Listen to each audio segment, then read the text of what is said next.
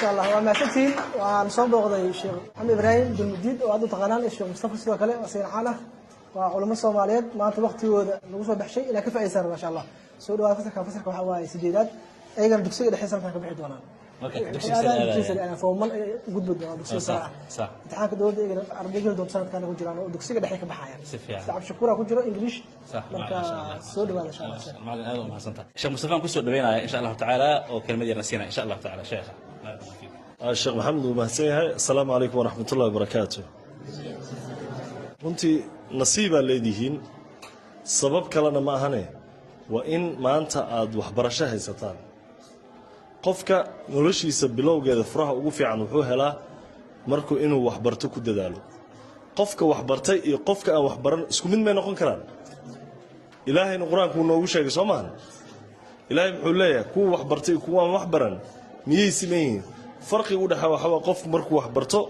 wuxuu garanaa hadafku u nool yahay wuxuu fahmaa muhiimadda nolosha maxaa laga rabaa marka qofka ardayga ah inuu dadaalo waqti geliyo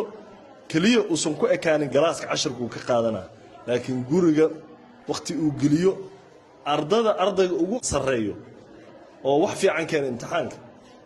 inta ku dhalato ku dhashay 9 bilood oo ku dhashay saa u nooshu u nool yahay iskoolka dhigato dhigtaa sababta asaga uu wax fiican u keenaa miyada wax fiican u keenaysan xawaa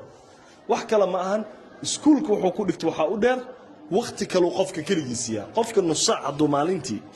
ama saacad uu waxbarasho gooniya asaga naftiisa uu ku celiyo casharka aan ku soo qaatay iskuulka macalinka su'aashaas u weydiiyo su'aashaas maxay arday ama wiil ama gabar aan saaxiibtiin haday jiraan gabar aan saaxiibtaha da gabarta wiil aan saaxiib la tahay isbalansan kartiin casharada isku celin kartiin labadiina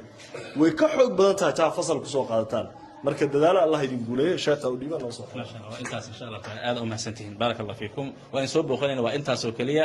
waxaan rabnay inaan fiirino waxbarashadiina galaasyadiina iyo wixii la midka ah waa mahadsantihiin ma sha Allah